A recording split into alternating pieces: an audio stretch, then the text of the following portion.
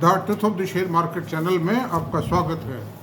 मैं भवनीश अग्रवाल। नमस्कार दोस्तों, बाजार के अंदर वास्तव में बहुत बड़ी कमजोरी है। एफआईज माल बेचे चले जा रहे हैं और डीआईज की व्यवस्था समझिए, चाहे उनके पास में लिक्विडिटी अवेलेबल है, इंडियन इन्वेस्टर सब्सक्राइब कर रहा है लगातार एसआईपी को या लमसम में जैसा भी है, उस कारण लिक्विडिटी को बाजार में उनको खपाना भी है। नकद तो एक लंबे टाइम तक वो नहीं रख सकते पैसे को। ऐसी सूरत में परिणाम जो आए हैं कंपनियों के वो बहुत अच्छे नहीं आए। कुछ कंपनियों के ठीक आए हैं, लेकिन majority of the companies have reported weaker performance. तो इस बात का पता मुझे भी आभास तो हो गया था। 15 जून के आसपास से ही एफआईज ने अपनी बिक्री बाजार में माल बेचना चालू कर दिया था। मतलब तो 2 दिन बेचा, 4 दिन बेचा, 6 दिन बेचा। मुझे डाउट हुआ ये लगातार वापस बायर से सेलर में क्यों कन्वर्ट हो गए। बहुत तेज़ी तो आई नहीं, बाजार में तेज़ी नहीं आई थी। प्रीवियस जो हाई लेवल थे सितंबर के, उनको भी बाजार क्रॉस नहीं कर पाया था। तो डाउट मुझे हो गया था कि एफआईज ने कहीं ना कहीं से इस बात का कैलकुलेशन कर ली है कि the coming performance of the corporate sector in the first quarter is weaker than expected। तो इस पर विचार करेंगे, इस पर भी विचार करेंगे और ये कब तक दूर होगी इस पर भी विचार करेंगे। और दूसरी, देश का एक उभरता हुआ बहुत बड़ा ग्रुप है, उसके शेयर्स में जो गिरावट आ रही है, गिरावट बाजार में पूरे में आ रही है, लेकिन उसमें जो गिरावट आ रही है, क्या वो गिरावट का फ़ायदा कैसे उठाया जाए, इस पर भी हम रणनीति तय करेंगे। How to take advantage of the present situation in that group share. और नंबर 3 कि मेरा आपसे ये अनुरोध है कि आप कृपया पूरा वीडियो देखा करें। आप मेरा, अगर आपको कुछ सीखना है, कोई लाभ उठाना है, ये इतनी बातें देखिए, मेरे से बहुत बड़े बड़े आदमी हैं, मैं तो बहुत छोटा आदमी हूँ। I don't appreciate my self. मैं डेंगे आंकड़े में मेरा कोई भरोसा नहीं है, लेकिन जो साफ सुथरी डिटेल्स और एग्जैक्टिविटी जो मेरे वीडियो मिलेगी ना, वो आपको देखने लायक मिलेगी, बहुत हेल्पफुल रहेगी। मैं उनको बुराई नहीं करता हूँ, वो भी बहुत अच्छा कर रहे हैं, बहुत अच्छे लोग हैं, इंटेलेक्चुअल हैं, हाईली क्वालिफाइड हैं, वेल एक्सपीरियंस्ड हैं। मैं किसी की आलोचना नहीं करता हूँ, और अच्छी आलोचना की बात भी नहीं है, बहुत अच्छे हैं वो सब।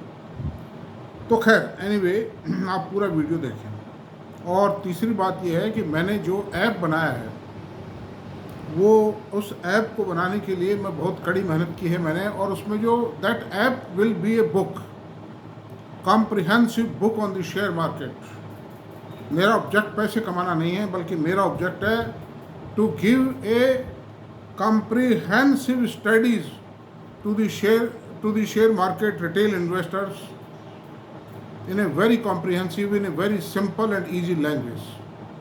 आप विदेशी राइटर्स की किताबें पढ़िए, वो अंग्रेजी समझ में नहीं आएगी। इवन इंडियन राइटर्स ने भी अपने इंटेलिजेंस शो करने के लिहाज से समझो, या एक स्टैंडर्ड को शो करने के लिहाज से समझो, कुछ ऐसे शब्दों का प्रयोग किया है जो शब्द एक आम अंग्रेजी पढ़े लिखे निवेशक की समझ में भी नहीं आ सकते। मैं प्योर हिंदी के अंदर बना रहा हूँ, मैं अंग्रेजी में बना सकता हूँ।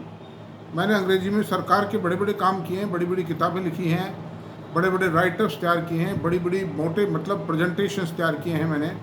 मुख्यमंत्री जी के भाषण भी तैयार किए हैं मैंने कई बार। बजट के अंदर जो पार्लियामेंट, जो असेंबली में था, वित्त आयोग आए, उनके सामने सब में देने के लिए मैंने बड़े बड़े भाषण तैयार किए मुख्यमंत्री जी के।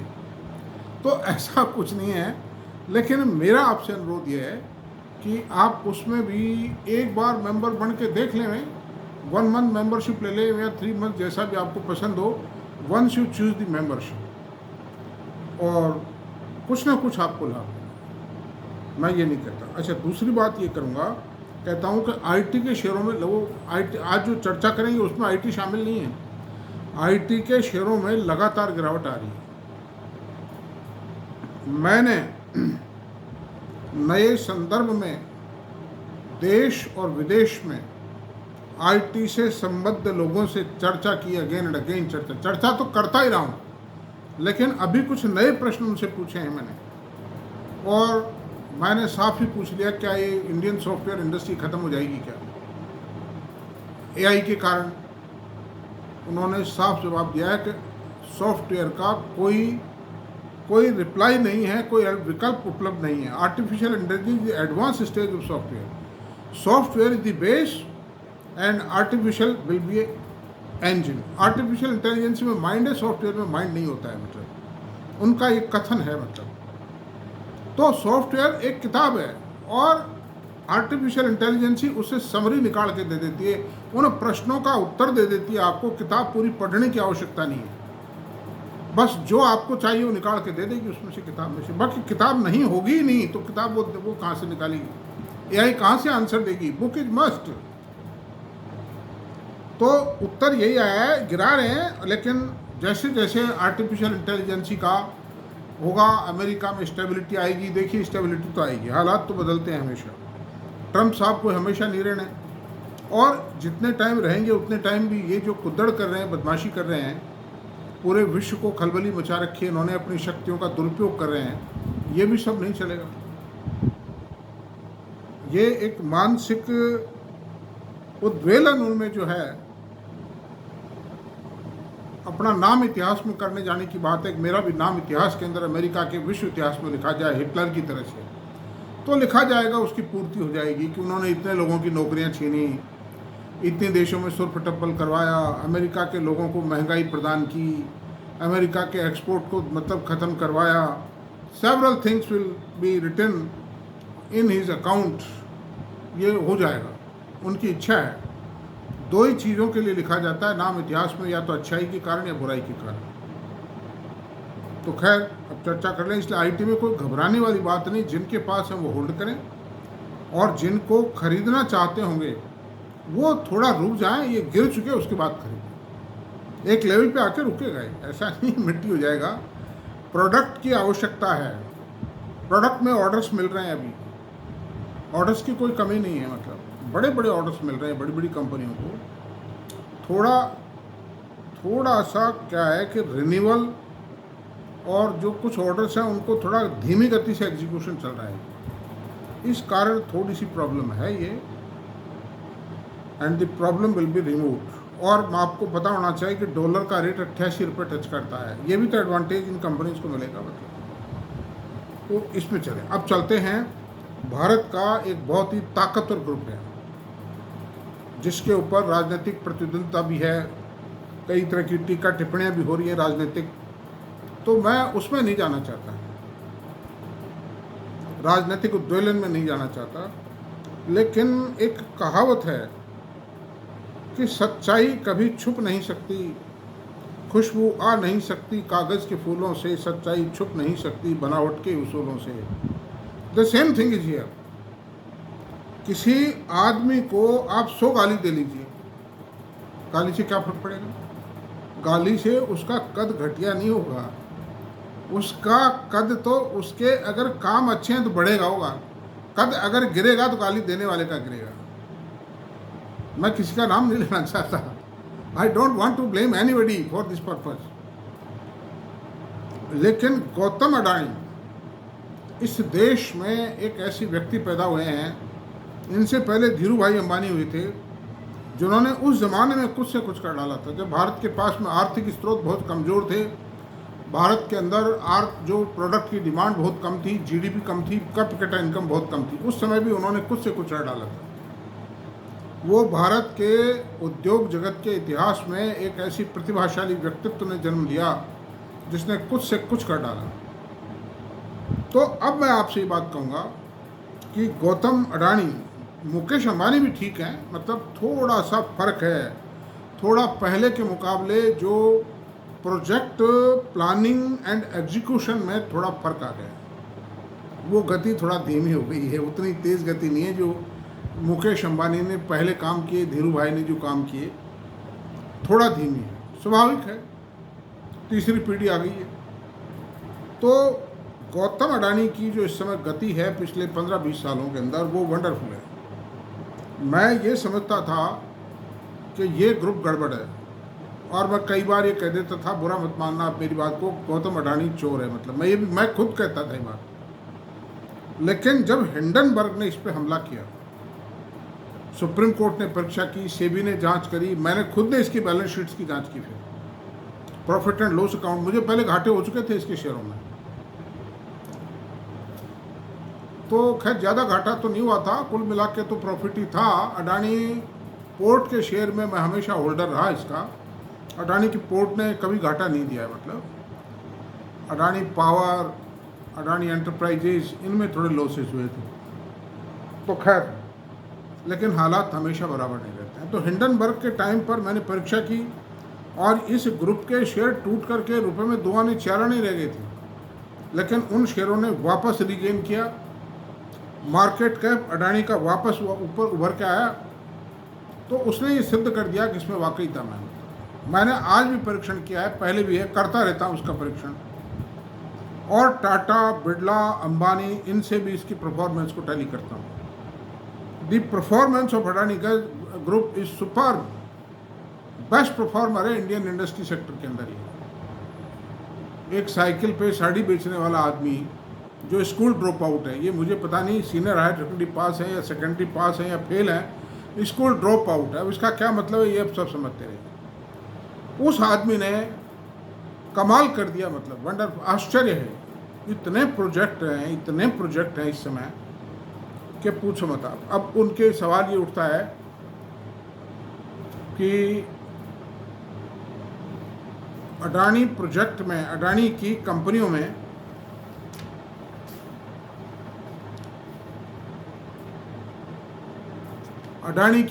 में दिनों दिन इनकी शेयर प्राइसेस में गिरावट आ रही है, लेकिन ये कोई घबराने की बात नहीं है।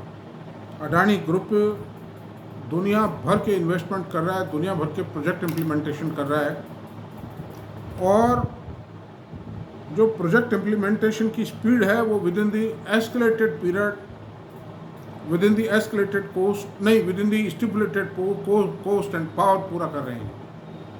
तो ऐसी सूरत में इनके शेयरों में कोई इन्वेस्टर घाटे में तो रह ही नहीं सकता। लॉन्ग टर्म इन्वेस्टर, सटोरिया तो हमेशा पिटेगा, छोटा सटोरिया पिटेगा और बड़ा सटोरिया कमाएगा। तो ऐसी सूरत में मैं नहीं समझता इसके शेयर्स का कोई भविष्य अंधेरे में है। जहां इन्वेस्टमेंट है, जहां प्रोजेक्ट इम्प्लीमेंटेशन है, एस्केलेटेड पीरियड का ध्यान रखा जाता है, विद इन दी कॉस्ट पूरा किया जाता है, और डिमांड जो जिन एरियाज में फास्ट डिमांड है उनके अंदर इसका इन्वेस्टमेंट हो रहा है, that is a wonderful thing. जैसे पावर है और ग्रीन पावर सेक्टर है। ग्रीन पावर सेक्टर के अंदर गवर्नमेंट फोकस्ड एरिया है, गवर्नमेंट प्रायोरिटी एरिया है, और पावर की डिमांड हमेशा रहेगी। और solar power the cheapest power, cost of production is very cheap because there is no material required to produce power. ऐसी सूरत में दोस्तों मैं समझता हूँ कि इस ग्रुप में और आगे बात करते हैं और करते रहेंगे बातचीत। ये ऐसी सूरत में मैं आपसे एक ही बात कहूँगा कि अडानी ग्रुप की मैं आपको परफॉर्मेंस बताता हूँ। जो लेटेस्ट क्वार्टर परफॉर्मेंस के रिजल्ट करीब करीब सब आ चुके हैं मेन कंपनियों के। अडानी पोर्ट की बात करते हैं, सेल ग्रोथ 21% आई है, प्रॉफिट में ग्रोथ 7% आई है। थोड़ा सा हाइफा पोर्ट का मामला था, कुछ वार टाइम भी था इस दौरान, और कुछ नए प्रोजेक्ट भी चालू किए हैं, कुछ ट्रकिंग बिजनेस था उसमें ग्रोथ ज़बरदस्त आई है, लेकिन उसके मार्जिन कम है। तो एवरेज मार्जिनिंग के कारण थोड़ा ग्रोथ कम आई है, लेकिन आप निश्चिंत रहें ये ग्रोथ मेंटेन रहेगी, 20-25% की ग्रोथ, क्योंकि इन्वेस्टमेंट बहुत भारी हो रहा है। एक ऑस्ट्रेलिया में पोर्ट और खरीद लिया इन्होंने। वियतनाम पोर्ट में $3 बिलियन का इन्वेस्टमेंट करने जा रहे हैं। और फिर कोलंबो पोर्ट है, और फिर जो केरल के अंदर जिनका पोर्ट है, वहाँ उड़ीसा में गोपालपुर प्रोजेक्ट है, उन पर बड़े भारी इन्वेस्टमेंट हो रहे हैं। और ट्रकिंग बिजनेस है, कंटेनर बिजनेस है, जो कि from factory point two the port ये सर्विस प्रोवाइड कर रहे हैं एक्सपोर्टर्स को, ये बहुत बड़ी बात है। अच्छा, अब बात करते हैं अडानी ग्रीन की। अडानी ग्रीन में 36% की सेल ग्रोथ आई है और 31% की प्रॉफिट ग्रोथ आई है। अडानी ग्रीन इसमें लाखों करोड़ रुपए का इन्वेस्टमेंट ये करने जा रहे हैं। सन 2030 तक इसकी पावर को 50,000 मेगावाट कर देंगे। Production capacity will be 50,000 megawatt till the year 2030। बहुत बड़ी बात है। आज एनटीपीसी का शेयर है। एनटीपीसी में आप ये देखिए कि 2.5 लाख करोड़ का कर्जा है एनटीपीसी पे, और एनटीपीसी 70-80 सालों में कितनी कैपेसिटी कर पाई है? 80,000 मेगावाट की कैपेसिटी कर पाई है, जिसमें गवर्नमेंट कंपनी है, गवर्नमेंट प्रोटेक्शन था, गवर्नमेंट फोकस था, और पावर का एक बहुत ज़्यादा थर्स्ट एरिया था उस वक्त तो भी। और इन्होंने ये तो अभी 15,000 मेगावाट की कैपेसिटी तो कर चुके हैं पिछले 4-5 साल के अंदर अंदर ही, और खावदा के अंदर 30,000 मेगावाट का सिंगल लोकेशन पे सिंगल प्रोजेक्ट लगा रहे हैं, जिसके अंदर फेजेस के अंदर जुड़ती जा रही है कैपेसिटी। तो इस तरह से अडानी ग्रीन का फ्यूचर बहुत ब्राइट है। 80,000 रुपये का डेट है इस पर। अडानी पोर्ट पर 51,000 रुपये का है। मैं बताऊंगा टोटल डेट कितना है अडानी ग्रुप पर। अच्छा, अब चलते हैं अडानी एनर्जी। ये ट्रांसमिशन लाइंस का काम कर रही है और इलेक्ट्रिक स्मार्ट मीटर लगा दिए, जो भारत सरकार की योजना है, जिसके लिए भारत सरकार ने 2.5 लाख करोड़ रुपए का बजट में प्रोविजन किया है। इट विल सेव, बिजली की चोरी रोकेगा, बिजली के पावर सप्लाई पर, पावर रिपेयर पर, रेस्टोरेशन के ऊपर एक बहुत ज़बरदस्त इनका मैनेजमेंट होगा, बहुत प्रॉम्प्ट मैनेजमेंट होगा। वो काम ये कंपनी कर रही है। 2.3 करोड़ मीटर्स के इनको ऑर्डर्स मिल चुके हैं, जिसकी कीमत करीब 13,000 करोड़ रुपए होती है, और 60,000 करोड़ रुपए के प्रोजेक्ट अंडर कंस्ट्रक्शन है। 26,000 किलोमीटर की लाइन ये डाल चुके हैं। 3 प्रोजेक्ट अभी अभी इन्होंने मई-जून के अंदर पूरे किए हैं, जिसकी प्रॉफिट रिफ्लेक्शन करंट क्वार्टर में आएगा। करंट क्वार्टर में ऑनवर्ड आएगा, मतलब आता रहेगा, और एक पर एक प्रोजेक्ट पूरे होते जाएंगे। The profitability will add to the company, इसलिए इसकी भी शानदार है। और इसमें 26.77% की सेल ग्रोथ आई है और प्रॉफिट ग्रोथ 9.69% आई है। इस पर 40,272 करोड़ रुपए का डेट है। अंबुजा सीमेंट 22.60% सेल बढ़ी है और प्रॉफिट बढ़ा है 23.88%। This company has got no debt, और ये भी करीब 14-15 करोड़ टन की कैपेसिटी सन 2028-29 तक कर देंगे। प्रतिबद्ध है। इन्होंने दुनिया भर के एक्विजिशन किए हैं। जब इन्होंने अंबुजा और एसीसी का टेक ओवर किया था, उस वक्त कुल मिला के दोनों की कैपेसिटी मिला के 6.5 करोड़ टन थी, जो आज 2-2.5 साल के अंदर अंदर 11 करोड़ को क्रॉस कर गई। ओरिएंट सीमेंट को टेकअप किया, सांगी इंडस्ट्रीज को टेकअप किया, और पता नहीं क्या क्या टेकअप किए इन्होंने, कितने एक्सपांशन किए हैं, जितने अधूरे काम थे उनको जल्दी से पूरा किया। दुनिया भर की लाइमस्टोन माइंस ली, कैप्टिव पावर प्लांट लगा रहे हैं, उनमें सब में हैं भी और लगा रहे हैं। और साहब जो है कि उनमें काफ़ी कोस्ट सेविंग के कई इंतज़ाम किए हैं। सीमेंट की कोस्ट सेविंग के, जैसे हीट ट्रीटमेंट प्लांट लगाए, रिसाइकलिंग प्लांट लगाए इन्होंने, ताकि एनर्जी बच सके। फिर जो राख है कोयले की, उस कोयले की राख से ब्रिक्स बनाने का और कई प्रोडक्ट बना रहे हैं, मतलब। तो ये सब रेडी मिक्स कंक्रीट के प्लांट लगा रहे हैं डिफरेंट प्लेसेस पर, डिफरेंट जगहों पर। Under this circumstances this company जो हाथ पर फैला रही है उस हिसाब से ज़बरदस्त है। And this is the second largest company. ACC पे बात करने, अच्छा इस पर डेट भी नहीं है, 788 करोड़ रुपए का डेट है, जो इतनी बड़ी कंपनी के हिसाब से ना के बराबर। एसीसी जो है इसका 11.67% सेल बढ़ी है, 4.16% प्रॉफिट बढ़ा है। कुछ एडजस्टमेंट थे, एक्स्ट्रा आइटम वगैरह माइनस के थे, उस कारण से नहीं बढ़ा है। ट्रेड्स, ये स्टॉक एंड ट्रेड जो है डबल हो गए इनका, उस कारण थोड़ा सा एक्सपेंडिचर ज़्यादा शो करता है, लेकिन वो वास्तविक एक्सपेंडिचर नहीं है। That is a stock piling, weather conditions के कारण स्टॉक पाइल अप हो गए वो, इस कारण से। और 430 करोड़ का डेट है, इस पर तो कुछ भी नहीं है। ज़बरदस्त कंपनी है, चीपेस्ट अवेलेबल है। अडानी एंटरप्राइजेस, इस कंपनी की परफॉर्मेंस थोड़ी ठीक नहीं दी है इस क्वार्टर में, वरना हमेशा आती है ये कंपनी एयरपोर्ट्स के ऊपर लॉन्जेज चलाती है, एयरपोर्ट मेंटेनेंस का काम करती है, एयरपोर्ट कंस्ट्रक्शन का काम करती है, और 2-3 इंफ्रास्ट्रक्चर कंपनियों को टेक ओवर भी कर लिया इन्होंने। दूसरी बात यह है कि कोल माइंस इसकी हैं, कोल माइंस इनके पास हैं, और इसमें जितना भी अडानी का और जो जितनी भी अडानी कंपनी जो उनकी सबकी होल्डिंग कंपनी भी है, इस क्वार्टर में परफॉर्मेंस थोड़ा वीक आई है। इसकी -45% प्रॉफिट आया, 14% सेल घटी है, और इस पर डेट है 91,819 करोड़। तो डेट इसकी साइज़ के हिसाब से कोई ज़्यादा नहीं है, और कुल मिला के मैं आपसे बताता हूँ 51,621, चलो जोड़ देता हूँ इसको, 51,621, 80,000, 40,000, 788, 430 और 92,000, कुल मिला के 2,64,839 करोड़ का लोन इस ग्रुप पर है। उसके अगेंस्ट में इनकी असेट वैल्यू बहुत ज़्यादा है। दूसरी बात है कि 90,000 करोड़ रुपए का ये EBITDA लास्ट ईयर क्रिएट किया था, और करंट ईयर में 20% की ग्रोथ है, शॉर्ट ग्रोथ है, मतलब अगले साल 1,10,000 करोड़ का या उससे भी ज़्यादा EBITDA ये जनरेट करेगा। The only group in India which is faring well. जहाँ तक अच्छा, जितने भी कोर सेक्टर कंपनी है, चाहे आप अल्ट्राटेक सीमेंट ले लीजिए, चाहे टाटा पावर ले लीजिए, टाटा पावर पर 62,866 करोड़ का डेट है, और उसकी इसकी जो ग्रोथ आई है इस क्वार्टर में 6.13 आई है।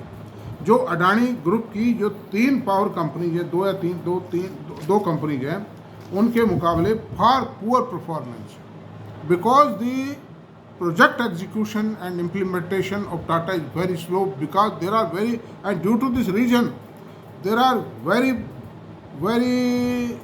क्या कहें, the very good chances of cost escalation, time escalation. Tata is just like government company, government group। तो अल्ट्राटेक सीमेंट पे 40,000 करोड़ का लोन है, जबकि कमाई तो 7,000 करोड़ रुपये साल ही है। तो कर्जे को, डेट को सर्व कर रहे हैं ना ये, उसका टाइमली लोन चुका रहे हैं, किस्तें चुका रहे हैं, टाइमली ब्याज चुका रहे हैं, और जो डेट बढ़ भी रहा है अडानी का, वो जो जितना EBITDA में जितनी ग्रोथ है, उससे इनके डेट की जो बढ़त है वो कम है। तो ऐसी सूरत में this Adani group is providing a lot of chances to the investors. Future of the group is very bright. मैं एक एग्जाम्पल देता हूँ, टाटा ग्रुप करीब आप ये मानिए 150 साल पुराना ग्रुप है। उसके बावजूद भी टाटा ग्रुप का total market cap 30 lakh crore के आसपास है, और उसमें अगर TCS को घटा दिया जाए, जो कि एक न्यू जनरेशन कंपनी है, तो टाटा ग्रुप का जो मैन्युफैक्चरिंग सेक्टर का जो क्या कहेंगे, जो मार्केट कैप है, वो 14-15 लाख करोड़ रुपए आता है। तो आज ऑन टुडे भी अडानी ग्रुप की जो मार्केट कैपिटलाइजेशन है वो टाटा से ज़्यादा है, जबकि अडानी ग्रुप अभी अंडर टीन है, ये मतलब अंडर टीन एज में है, जिसको कहते हैं किशोरावस्था मान लीजिए आप। जब ये जवान होगा तो मेरे ख्याल अडानी, अंबानी को, टाटा को, बिरला को, सबको पार कर जाएगा, because the speed of project implementation and planning is very fast, very. तो इस तरह के ग्रुप्स में पैसा लगाना मेरी कोई रिकमेंडेशन नहीं है, मतलब लगाना खतरे का काम नहीं है। मेरे पास बहुत हैं इसके शेयर, आज की तारीख में मुझे बहुत बड़ा भरोसा है।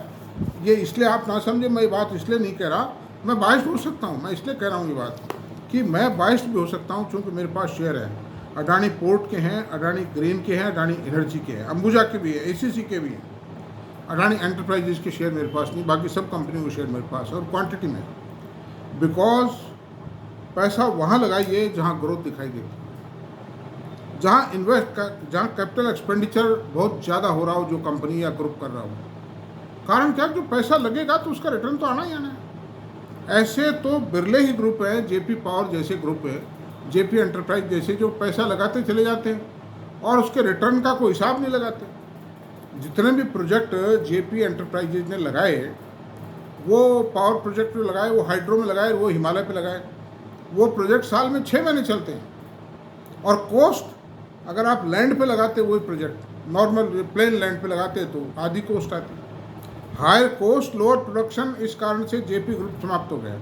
जेपी ग्रीन्स बनाई, इतने बड़े एरिया के अंदर उन्होंने कैप्चर कर डाला कि वो रियल्टी में मंदी आ गई, वो बिका ही नहीं और पैसा लगाना पड़ गया। और आप जानते हो रियल्टी के अंदर अप्रूवल करवाना, उसको डेवलप करना सरकारी आदमियों की सेवास्ता पड़ता है, कितना मुश्किल काम है। ग्रेटर नोएडा अथॉरिटी या नोएडा डेवलपमेंट अथॉरिटी कैसी है ये आप जान लीजिए, क्या होता है। अभी आप यूआईटी में जाइए, किसी लोकल बॉडी के दफ्तर में जाइए, कोई काम करवाने छोटा मोटा भी तो क्या गुजरती है आप वहाँ देखिए, तो वो सब कॉस्ट लगती चली गई, इसलिए जेपी ग्रुप बर्बाद हो गया। लेकिन अडानी ग्रुप इस प्रकार की, इनके पास एक एक्सपीरियंस भी है।